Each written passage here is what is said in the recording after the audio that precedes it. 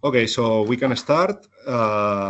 Welcome to everyone to this training session about the Scientific Computing Service in CSUC. I will give you a brief presentation about the service, the infrastructure that we have here at CSUC. And after that, there will be different sessions about different topics. The second one will be about the Slurm workload manager, which is the system that we use to interact with the cluster. The third session will be about introduction to parallelization and performance optimization. Then we will do a short break. And after the break, we will have two more sessions. The first one about Conda, the Conda environment system, and how we use it here at CSUC. And the final one will be a brief introduction about quantum computing. Here at CSUC, we offer a lot of different services, but one of our foundational services is supercomputing. We have a long experience providing that kind of services. We are providing these services from 1991.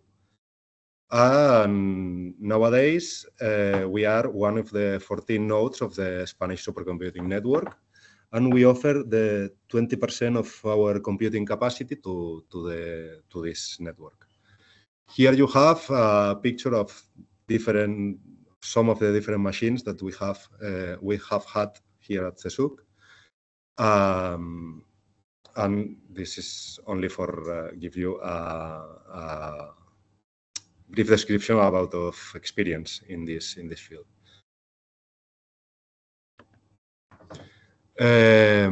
Where we come from,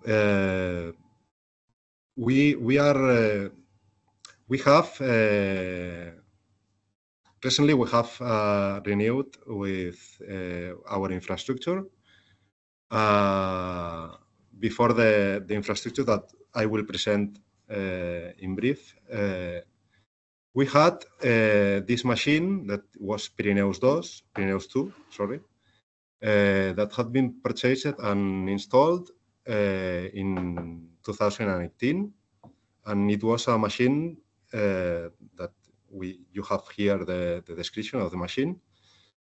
It was mainly composed about standard nodes, 44 nodes. Then we had also some fat nodes and some GPU nodes, and two big shared memory machines. That machine was upgraded in 2022 with 19 additional standard nodes to give answer to the demand of resources that we had at this point.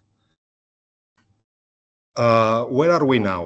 Now we have a new machine. That machine was purchased thanks to two tenders that we have done in recent years.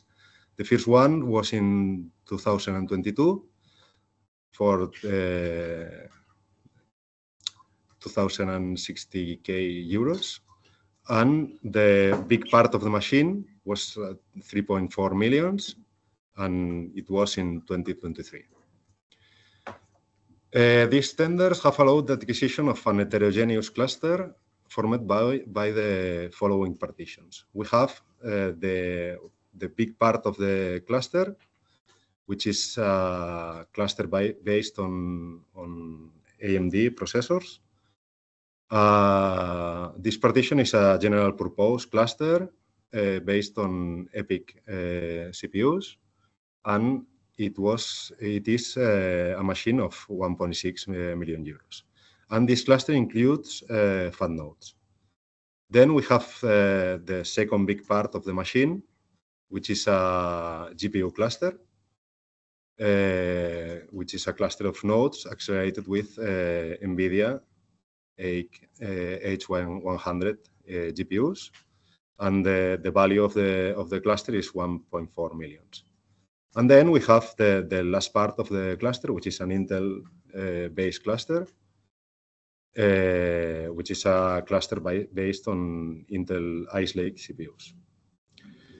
In parallel to the purchase of this machine, we had to do some adaptations in our CPD to this infrastructure. The two main novelties of this upgrade was the introduction of liquid cooling in the system and a large increase in resources devoted to GPU nodes.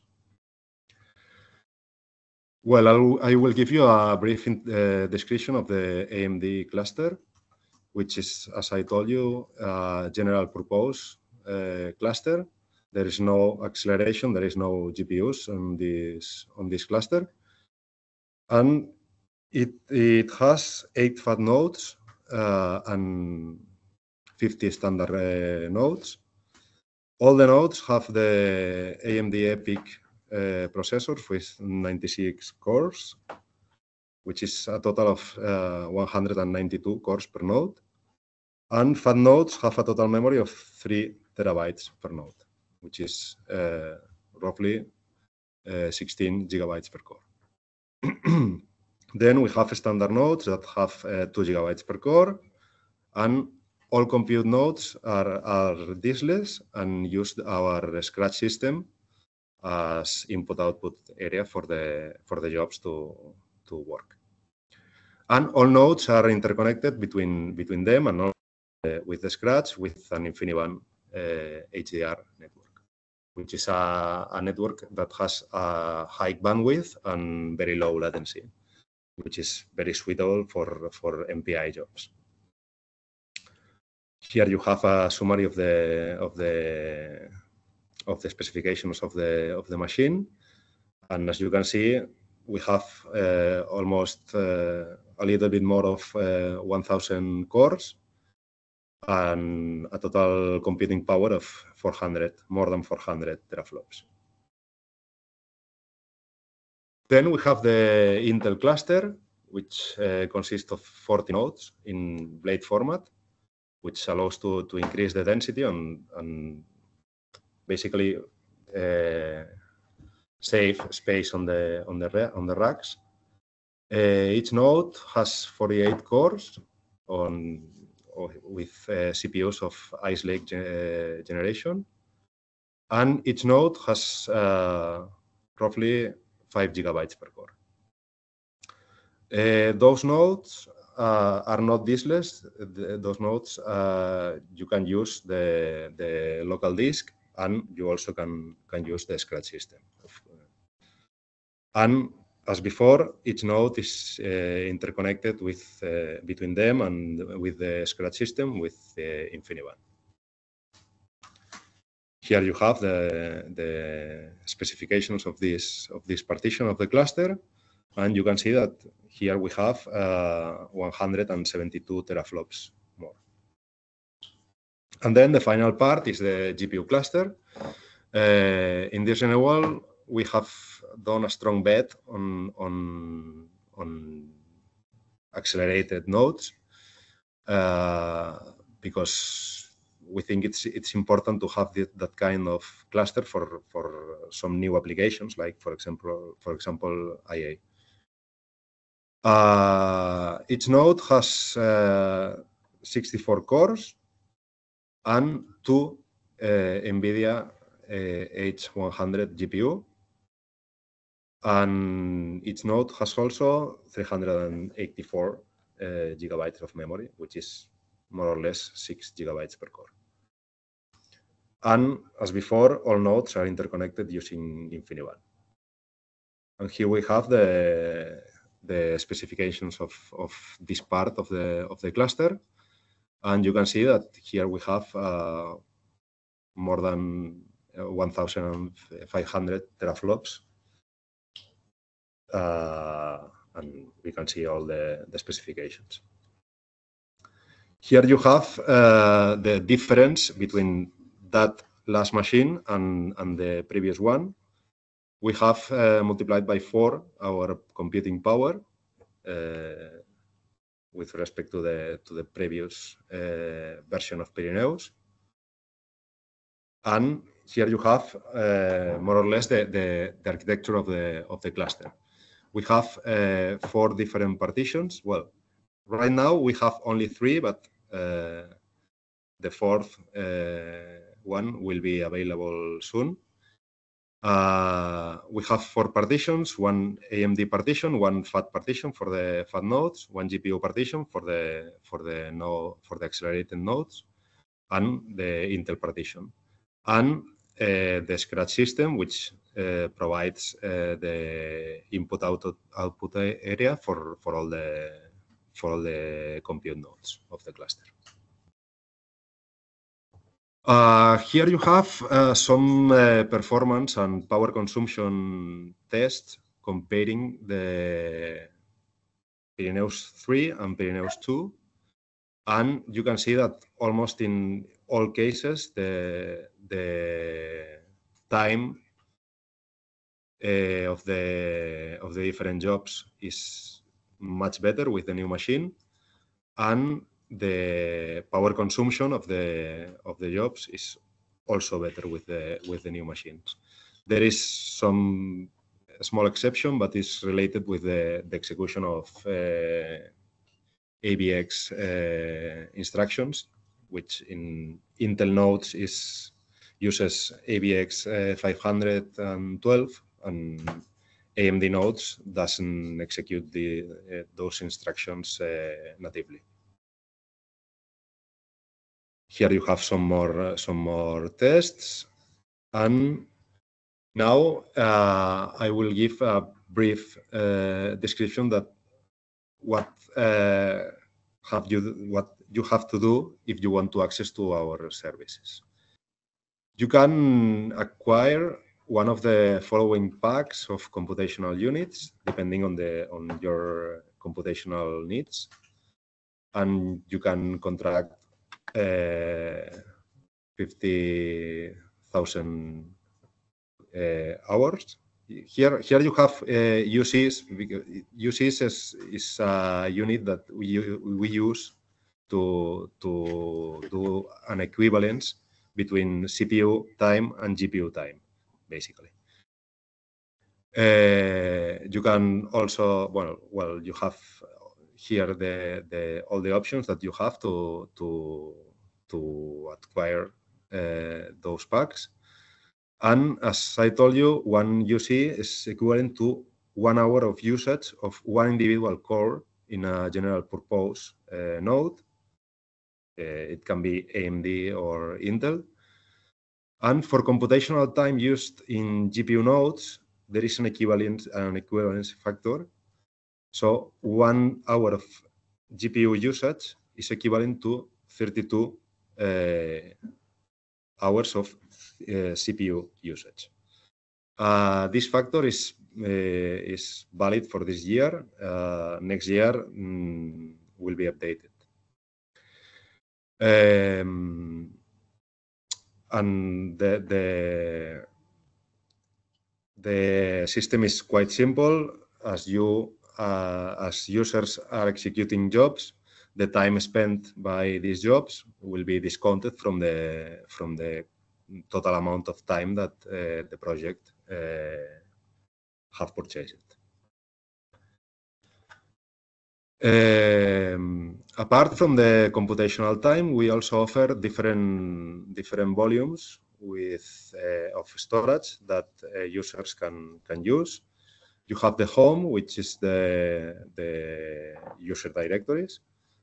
In this volume, each project has this quota of 500 gigabytes. We do regular backups of these directories, daily backups, and it is not recommended to execute jobs that write or read data directly from home, because the connection is quite slow. Then you have the data directory. Here, each project has a quota of 2 terabytes.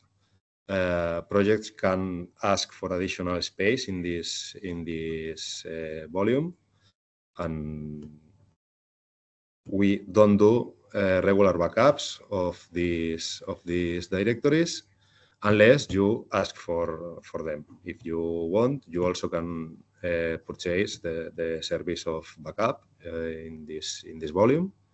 And then we have Scratch, which is the space that jobs use to work, basically. Here there are no limits for the space of each project, other than the limitations of the hardware itself. There is no backup of these directories, and only jobs executing under Slurm can write on these directories. And files are automatically removed after 7 days of the end of the job. Then some notes about the working environment. The working environment is shared between all the users of the system, so all users access the same login nodes and the same partitions to execute their jobs. All nodes in the cluster use Red Hat as operating system. It's a well-known Linux version. All users access the system using the login nodes, and from those nodes they can interact with the cluster using the Slurm system. And login nodes cannot be used to execute applications. In fact, the CPU time for user processes is limited. So if you want to execute some very long job, it's better to do it under Slurm, because otherwise the system will kill your processes. And is not allowed to access the compute nodes unless you have a job executing on the node that you want to access. And finally, Slurm manages the computational resources of the system, the scheduling of the jobs, and also the accounting of used resources. As I told you, Slurm is responsible for managing the resources of the cluster. The user defines in their job scripts the resources that he needs to use. For example, number of cores or memory, the partition that you want to use, and the time limit of the job. The time limit is mandatory. If you don't put a time limit on your job, it will not execute. And using all the data that users specify on their scripts and some additional parameters that Ismael will explain in the following session, Slurm assigns a priority to your jobs and do the scheduling with having in account these priorities. And as I told you, Slurm is also responsible of the accounting of the resources consumed by the projects. Here you have the partitions that you have available in our cluster. We have basically 4 working partitions that are the standard, FAT, GPU, and Intel. And we have an additional partition, which is the Express partition, that is devoted to execute interactive jobs and short tests. As you can see, there is no time limit in any of the working partitions. And there is also no core limits in the partitions. But in the Express partition, you have a time limit of 1 hour, because it's devoted to do short tests, only to try to execute a job, to test if an input is working fine or not, or to execute interactive jobs. And you have a limitation in the number of cores also. You can only ask for 4 cores in this partition. About the applications that are available in the system, we have already a lot of different applications installed, but if any user needs to use an application that it's not installed, you can ask for the installation of course, of free software. There is no problem, but also of proprietary software if you have a valid license to use the software. We also offer different development tools. We have different compilers and different libraries and versions that you can use if you want to compile your own applications. And we recommend all the software that we installed, Python and R software is managed by Conda when possible. Sometimes it's not possible, but usually it is. We use Conda and Conda environments to manage all this software. We use private environments by default, but they can be shared between users or groups of users. The installation and configuration of Conda environments can be done by the users. There is no problem. But if you want, you can ask to the support team if you need help, and we will be happy to help you to install your software or to solve any problem that you find in the installation or configuration. And we are currently working in the integration of a container system. We are working on Uptiner and Singularity in our system to allow the usage of that kind of software also in the cluster. Here you have a small plot of the most used applications in our cluster. That data corresponds to 2024, so this year. And some additional information about the service. We have a portal, a web page, which is this one. Here you can find documentation, and here you can find also the support tool to contact the support team here at CSUC. We have documentation, as I told you, and you have the support page that you can use to ask for almost everything that you can ask to the support team. And I think that's it from my side. Here you have a picture of the HPC team here at CSUC. And if you have any question, I will be happy to try to answer it at least. You can put the questions on the chat or you can talk if you want.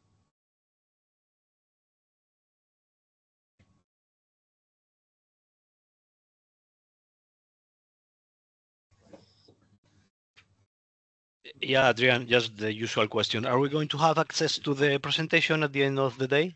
Yes, of course. Just to keep the data? Yes. Okay. Yeah, we will send you by email. We will send the presentations for email, and it will be available also on the support page. Perfect. Thank you. In order to have access, yes, do we need to fill in some sort of formula? Yeah, there is a form. You can find the form in the support page also. Support page. Okay. I did not talk about prices of the service because the prices for the next year are not completely defined. But in the support page, you can find the prices for this year.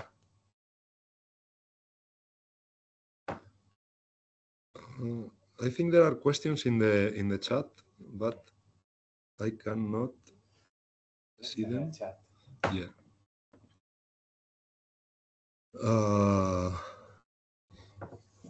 Well, Daniel asks if what happens if you exceed the computational time that you have. In principle, you cannot exceed the computational time because Slurm manages all the resources and it will not allow you to use more resources than you have. Martina asks, what is the application process for access to the HPC for academic researchers? As I told you, you have to access the support page, and there is a link to access the form, and you only have to fill the form and send it to us, and you will have access quite fastly. So I access some website, but I might be in the wrong place because when I go to support, they ask for hpc.csuc.cat. HPC. Yes. Yeah, but then when I go to support, they ask for a user. Yeah, you have to log in. Yes, you have to log in with an email address. Yes. But you can find information about the prices. You don't need to log in. In the documentation section is. In the documentation. Yeah, in the documentation you can find the prices. The prices are valid for this year. Yeah, okay. Just to have an idea. Yeah. Bernard asks, there's no backup of the data partition? No, we don't do backup of the data partition. You have to ask for the backup service.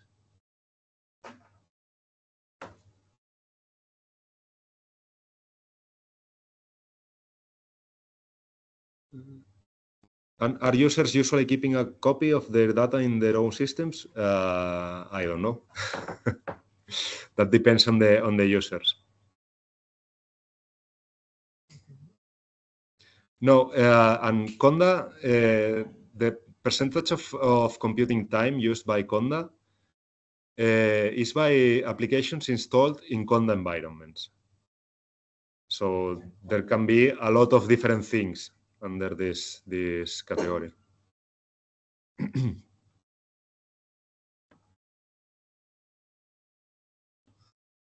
When will you have Haptiner Singularity up and running? We hope that we had it soon, as soon as possible. We are working on it. And for academic research, are the costs sustained by the researchers or universities? Is there any differential pricing for academics? The prices that you can find in the documentation is for academic users. For commercial users, the price is different. And if the costs are paid by universities or by researchers, it depends on the institution. Docker, we don't have Docker, and we will not have Docker because the execution of Docker containers requires root access. So in principle, yes, we do. We use snapshots as backup. Yes.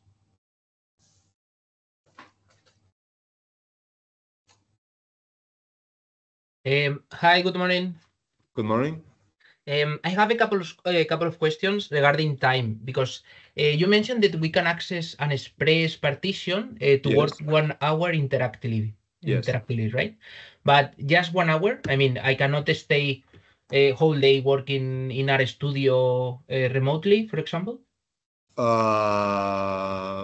If you want to long interactive job, you have to send it to the standard partitions. But also interactive. Yeah. You can execute interactive jobs in any partition, but the problem is that then you have to wait for the system to allow to execute your job. Yeah.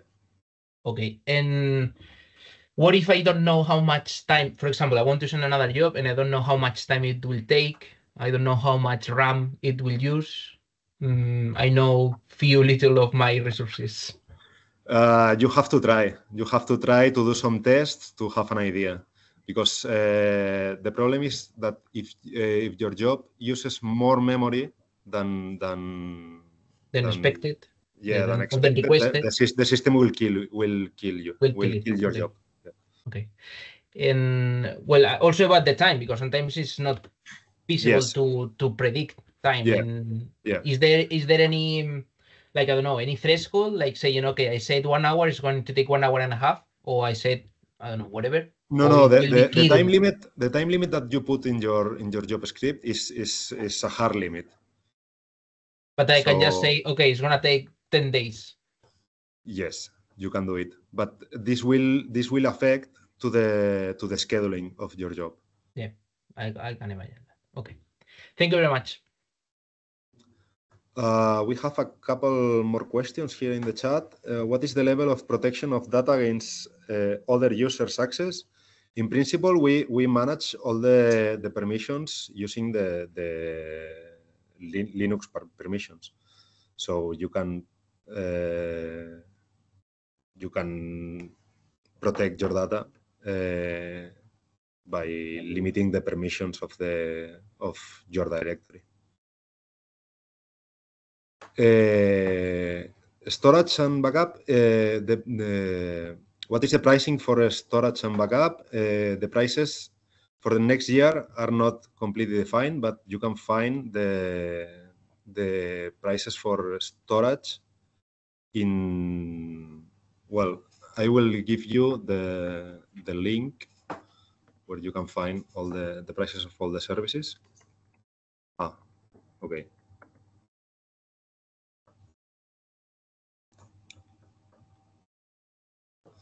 Okay.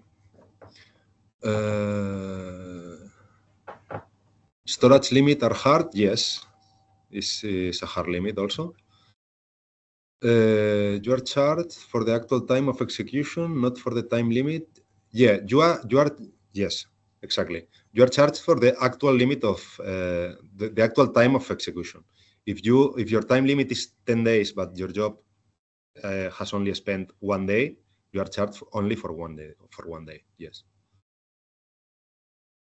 As you say, predicting time and resources of your job is difficult. Do you provide any standard way of predicting approximately this?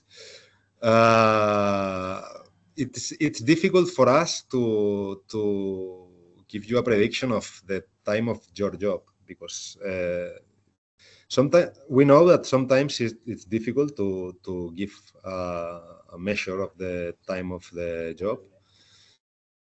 There are situations in which it's quite easy, but there are a lot of situations in which it's difficult. As I told you, you have to test, and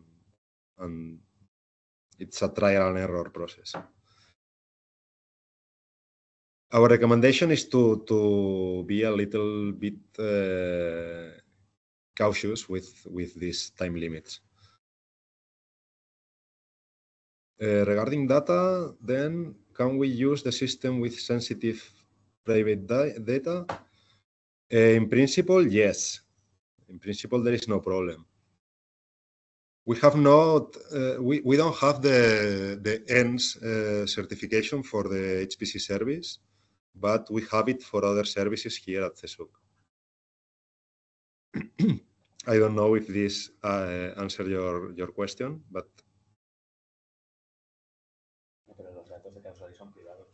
Yeah, you see. Yes, user data are private. This is true. For your group. Yes. Regarding the time limit topic, what about the slurm option to increase the time limit when jobs are running? Users cannot do it. It's only an administrator thing. This.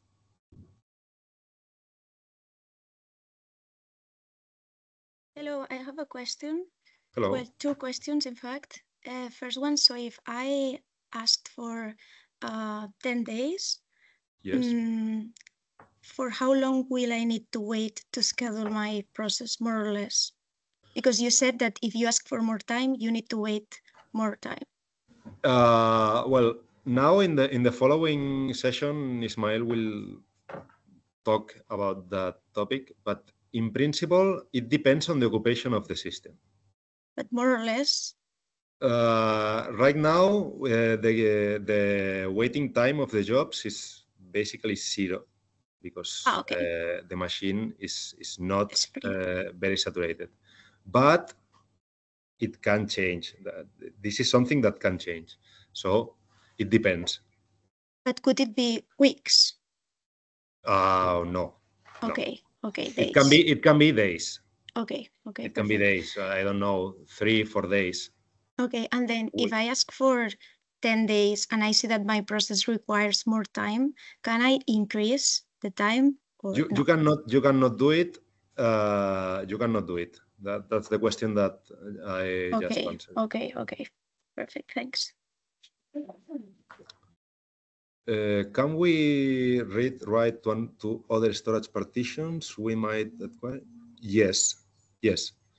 You can write in principle from any storage volume, but the problem is the speed of that read and write process. The optimal storage to write and read is Scratch, because the connection is through InfiniBand and then is very fast and the latency is very low. But you can also use data, for example, but not home. If you use home, the connection is very slow and the performance of the job will be strongly reduced.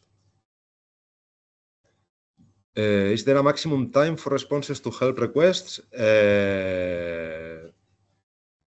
It depends. There are a lot of different requests. There are sometimes to install some applications, it's quite difficult, and sometimes we find problems that it takes time to solve. But in principle, there is no maximum time, but usually in a couple of days or 3 days, any request is solved, but there can be problems that are hard to solve.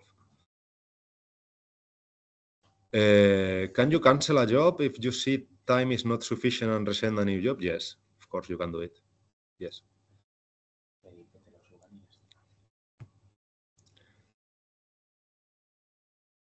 And if there are no more questions, we can pass to the following session.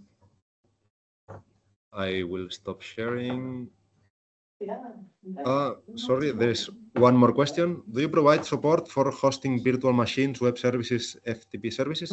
Yes, those are services that are offered by CSUC, but not from the HPC department.